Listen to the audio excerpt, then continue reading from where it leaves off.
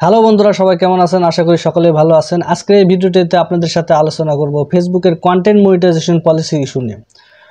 যারা ফেসবুকে কাজ শুরু করেছেন, মোটামুটি যারা ফেসবুকে প্রফেশনাল মোডটা অন করেছেন, তাদের প্রোফাইল এবং পেজে একটা জাতীয় সমস্যা হয়ে দাঁড়াইছে, সেটা হলো কন্টেন্ট মনিটাইজেশন পলিসি ইস্যু।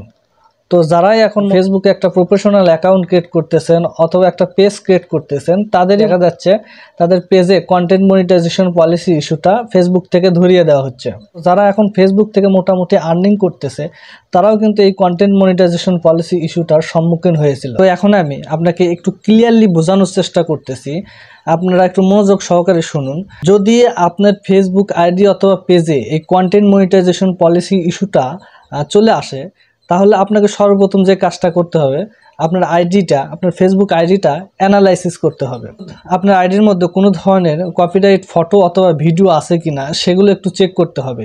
আপনি যতগুলো ফেসবুক ফটো এবং ভিডিও আপনার পেজে অথবা প্রোফাইল আইডিতে আপলোড করেছেন, সেগুলো একটু ভালোভাবে চেক করে নিতে হবে যে এগুলোর মধ্যে কোনো ধরনের ইস্যু আছে কিনা। অর্থাৎ আপনার আইডিতে এমন কোনো ফটো বা ভিডিও থাকা যাবে না যেগুলো আপনি অন্য কোথাও থেকে নিয়ে এসে আপলোড করেছেন, যেগুলোর মধ্যে ইস্যু রয়েছে, অথবা অন্য কোনো ফেসবুক আইডিতে আপনি সেগুলো আপলোড করেছিলেন। একই ভিডিও ফটো অন্য কোনো ফেসবুক আইডিতে আপলোড করার পর আবার আপনার যে পেজ বা প্রোফাইল আইডিতে কাজ করতেছেন, সেই পেজ বা প্রোফাইল আইডিতে আপলোড করতেছেন।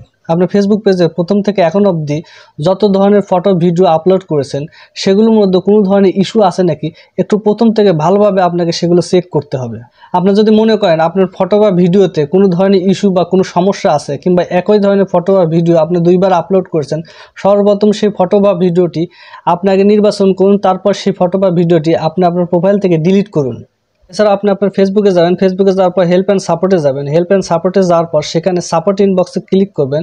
সাপোর্ট ইনবক্সে ক্লিক করার পর সেখানে গিয়ে দেখবেন সেখানে কোনো ধরনের ভায়োলেশন আছে কিনা।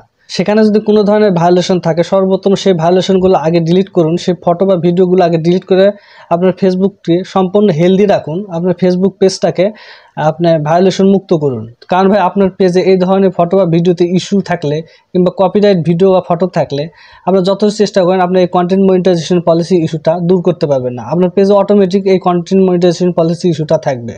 এই তো গেল একটা বিষয়। আর একটা বিষয় ভাই, আপনাকে প্রত্যেক দিন ফেসবুকের মধ্যে লাইভ করতে হবে। প্রত্যেক দিন আপনাকে 1-2 ঘন্টা লাইভ করতে হবে। আপনি আপনার ফেসবুক আইডির মধ্যে যত বেশি লাইভ করবেন, তত বেশি আপনার উপকার। তো আশা করা যায় এভাবে আপনারা যদি নিয়মিত লাইভ ভিডিও করতে থাকেন, তাহলে দেখা যায় কিছুদিনের মধ্যে আপনাদের এই কন্টেন্ট মনিটাইজেশন পলিসি ইস্যুটা অটোমেটিক্যালি দূর হয়ে যাবে। আমার এক ফ্রেন্ডের এই একটা সমস্যা ছিল, তারও ফেসবুক আইডিতে সে প্রোফাইলে কাজ করে, তার প্রোফাইলে মূলত এই কন্টেন্ট মনিটাইজেশন পলিসি ইস্যুটা ছিল। তো সে বেশ কিছুদিন প্রায় 2-3 দিনের মতো টানা লাইভ করেছিল। 2-3 দিন লাইভ করার পর পরের দিন সকালে সে ঘুম থেকে উঠে যখন তার প্রোফাইলটা চেক দেওয়ার পর সেখানে দেখা যায় মনিটাইজেশন পলিসি ইস্যুর ওখানে টিক মার্ক চলে আসছে। অর্থাৎ তার কন্টেন্ট মনিটাইজেশন যে পলিসি ইস্যুটা ছিল, সেটা দূর হয়ে গেছে। আপনাদের প্রোফাইল বা পেজে আপলোডকৃত যে সকল ফটো এবং ভিডিওগুলো আছে, সেগুলোতে যদি কোনো ধরনের ইস্যু না থাকে, আপনারা নিয়মিত লাইভ করার পরও যদি আপনাদের কন্টেন্ট মনিটাইজেশন পলিসি ইস্যুটা দূর না হয়, সেক্ষেত্রে আপনারা একটা কাজ করতে পারেন। এটা একটা ফাইনাল কাজ। আপনারা সরাসরি ফেসবুকে একটা রিপোর্ট করবেন। সম্পূর্ণ লেখা ইংরেজিতে লিখবেন, হ্যালো ফেসবুক টিম, আমি অনেকদিন যাবৎ ফেসবুকে কঠোরভাবে কাজ করতেছি। আমার 5000 ফলোয়ার্স, 60,000 মিনিট ওয়াচ টাইম পূর্ণ হয়ে গেছে। আমার ফেসবুক প্রোফাইলে কোনো ধরনের ইস্যু নেই, তারপর আমার ফেসবুক কন্টেন্ট মনিটাইজেশন পলিসি ইস্যুটা রিমুভ হচ্ছে না। দয়া করে যত তাড়াতাড়ি সম্ভব আমার কন্টেন্ট মনিটাইজেশন পলিসি ইস্যুটা দূর করে দেবেন। এভাবে আপনারা ইংলিশে কথাগুলো লিখে দিবেন, তারপর রিপোর্ট করে দেবেন। এখন আপনাদের কাজ এই পর্যন্ত শেষ।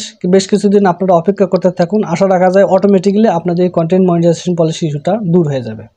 ভিডিওটি যদি ভালো লাগে থাকে, অবশ্যই ভিডিওতে লাইক এবং কমেন্টস করবেন।